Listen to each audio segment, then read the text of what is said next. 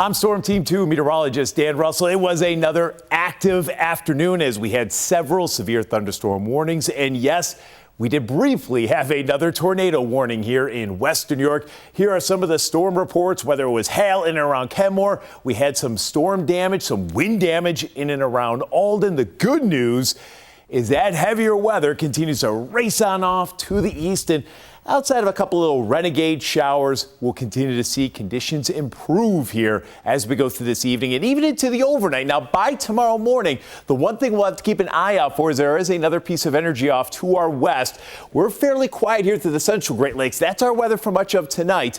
But a little further to the west, there are some more showers, say, out towards Wisconsin. And that's some of the activity we'll have to track as we get closer to late tonight and tomorrow morning. Humidity levels are still going to be borderline oppressive, even heading through the day tomorrow. It's not until Wednesday. Look at that. Humidity levels, they fall off a cliff here during the day Wednesday, kind of a transition day, if you will.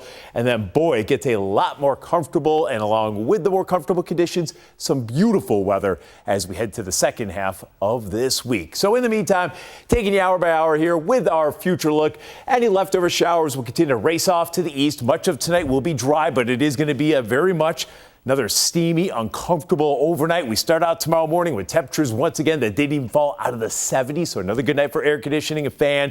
And by tomorrow morning, again, I can't rule out a couple of stray showers, especially if you're watching into areas of the southern tier. And throughout, especially the morning and midday hours, there'll still be a few more scattered showers around, and maybe even one more decent chance for a thunderstorm here right around midday. But once that clears, here we are tomorrow, late afternoon, evening. Here we are at 6 p.m. Again, pretty much most areas are dry.